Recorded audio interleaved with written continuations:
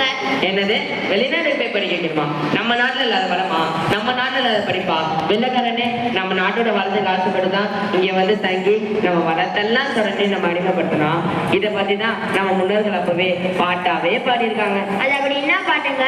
என்ன வளம் இல்லை இந்த திருநாட்டில், இல்லை இந்த திருநாட்டில், ஏன் கையை ஏந்த வேணும் வெளிநாட்டில், ஒழுங்காய் பாடுபடு வயல்காட்டில், ஒழுங்காய் பாடுபடு வயல்காட்டில், உயரும் மதிப்பு அயல் நாட்டில், விவசாயி விவசாயி.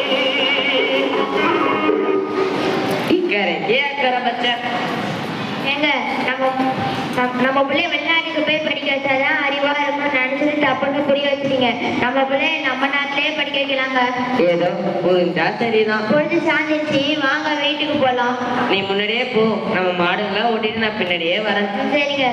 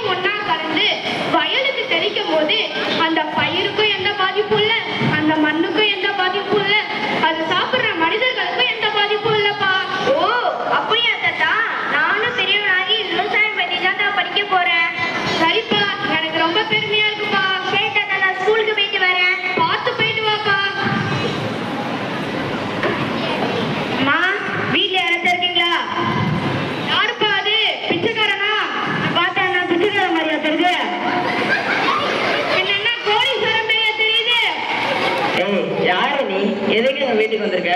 நான் சொல்ல மாட்டேன், என் தலைவர் தான் வந்து சொல்லுவாரு. யார் தான் உன் தலைவன்? நான் தலைவர் பாட்டு பாட்டுதான் வருவாரு. போடுங்கயா பாட்ட.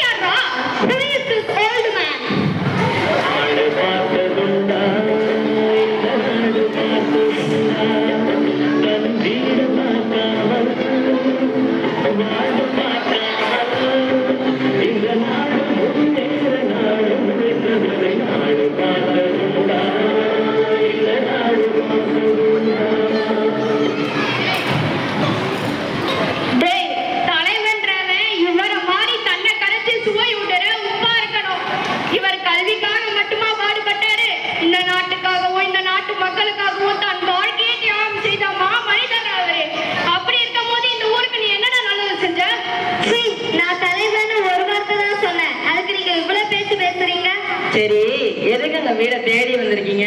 இந்த ஊர்ல இருக்க எல்லாரும் அவங்க நாட்டை என் பேர்ல எழுதி வச்சாங்க. நீங்க எப்ப எழுதி வைக்க போறீங்க? அதான் கேட்டுட்டு போகலான்னு வந்தேன்.